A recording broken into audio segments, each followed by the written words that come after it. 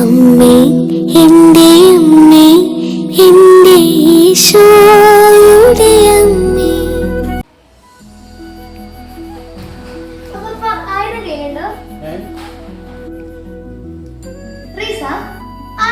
കയ്യിലുണ്ടോ? അല്ല, നിങ്ങളുടെ കയ്യിൽ ആയുധമുണ്ടോ? മനസ്സിലായില്ലേ? പറയാം. വലിയ ജപമാല ഭക്തനായിരുന്നു 5 പിയൂസ് മാർപ്പാപ്പ. ജപമാലയുടെ പാപ്പ എന്നാണ് അറിയപ്പെടുന്നത്. 1571 യൂറോപ്പിനെ ആക്രമിക്കാൻ വന്ന ശക്തരായ തുർക്കി കപ്പൽപ്പടയെ അദ്ദേഹം നിർദ്ദേശിച്ച ആയുധം ജപമാലയായിരുന്നു. മാർപ്പാപ്പയുടെ നിർദ്ദേശപ്രകാരം യുദ്ധത്തിന് പുറപ്പെടും മുമ്പ് യൂറോപ്യൻ നാവികസേനയിലെ എല്ലാവരും കുമ്പസാരിച്ച് കുർബാന സ്വീകരിച്ച് ദിവസങ്ങളോളം പ്രാർത്ഥിച്ചിരുന്നു. ഒക്ടോബർ 7 കടലിൽ യുദ്ധം ആരംഭിക്കുമ്പോൾ മാർപ്പാപ്പയോടൊപ്പം യൂറോപ്യൻ ജനത മുഴുവൻ ജപമാല ചൊല്ലി പ്രാർത്ഥിച്ചു.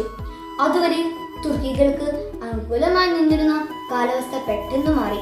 ശക്തമായ കാറ്റ് ശത്രു സൈന്യത്തിനെതിരായി വീശിയപ്പോൾ യൂറോപ്യൻ സൈന്യത്തിന് അത് സഹായകരമാവുകയും അവർ വിജയം നേടുകയും ചെയ്തു.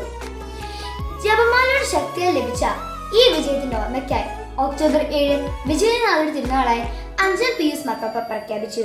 പിന്നീട് ലിയോ 13 പാപ്പ ഒക്ടോബർ മാസം ജപമാല മാസമായി പ്രഖ്യാപിച്ചതോടൊപ്പം ഒക്ടോബർ 7 ജപമാല നാഥയുടെ തിരുനാളായി മാറ്റുകയുണ്ടായി. തിന്മയ്ക്കെതിരെ ഏറ്റവും ശക്തിയേറിയ ആയുധമാണ് ജപമാല. ജപമാല കയ്യിലേന്തിയവൻ ഒരിക്കലും നിരാശപ്പെട്ടിട്ടില്ല. വിശുദ്ധരുടെ ജീവിതത്തിൽ നമുക്കത് കാണാവുന്നതാണ്. പ്രിയപ്പെട്ടവരെ, ഈ ജപമാല മാസത്തിൽ നമുക്കും മാതാവിന്റെ കരം പിടിച്ച് പ്രത്യേകമായി പ്രാർത്ഥിക്കാം. എല്ലാവർക്കും ജപമാല നാഥയുടെ തിരുനാൾ ആശംസകൾ. അപ്പോൾ ആയുധം കയ്യിലില്ലേ? അമ്മേ എൻ്റെ അമ്മേ എൻ്റെ ഈശോയുടെ